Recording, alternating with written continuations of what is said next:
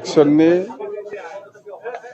समष्टि वाइज भट साननाय हाबाफारिया जागासिनो दङ आरो बिटिसि हिसाबै जोङो 15थाखौबो आसा खालामदोंमोन बिटिसि समष्टियाव देरहाजोबगोन होननानै खिन्थु दा जिखिनि नुनो मोनदों पर्बतजरा समष्टि हिसाबै बहुद गाहायाव दङ जोंनि बिपिएफ हान्जाया कंग्रेसआ आगोलनानै दङ थ' जेन हक बेखौ जोङो बियो रायजोनि रायजोनि खोथाखौ जोङो खोनासंनांगोन बा जिहेतु पर्बतजरा हिसाबै जोङो आसा खालामदोंमोनब्लाबो दासिमाव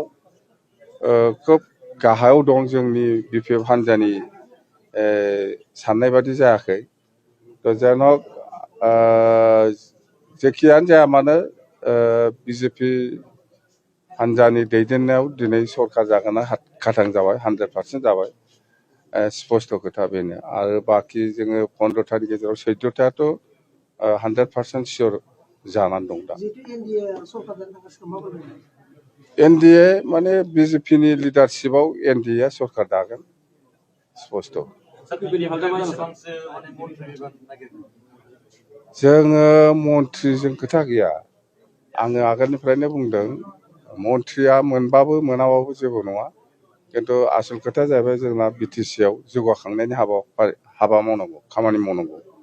बेसो आंनि आसल उद्देश्य बिटिसिआ आगोलनि बादि गोख्रों जानांगौ आरो बिटिसिआव गासिबो जाथि जनगोष्ठीखौ लानानै जोङो खामानि मावनो सानदों बिपिएफ हान्जाया बे सुबिदाखौ जों मोनबाय थानांगौ बेनो खोथा सोर बुंनायाथ' बुंनो हायो बयबो दिनैथ' रिजाल्टखौ नुबाय सानगासिनो दङ इउपिपिएलआथ' दानि नुनाय बादिबाथ' मोनसेबो देरहाला 0 जानोसै मा जायो मा जाया बहा थायो बहा थाया बेखौ जों बोरै मिथिनो बेखौनो होनदों आङो रायजोनि मतामतखौ नोङो दाननो हाया रायजोआ जेखौ राय होयो बेखौ जों मानिनांगोन गौरब गगৈल' नङा बहुत गिदिर नेतायाबो जेननो हागौ बियो